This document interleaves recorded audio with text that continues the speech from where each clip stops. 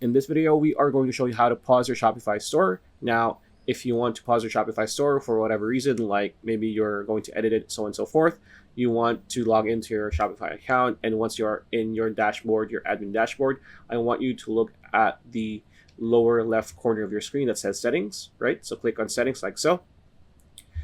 Here, you're going to look at the main options under settings, and I want you to look at plan. This is the second option. So click on plan.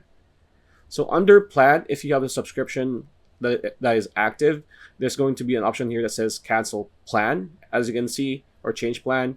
But as of right now, we only have trial. So it's pretty much the same thing. If you click on cancel plan, you're going to have a pop-up that will show you an option to pause and build.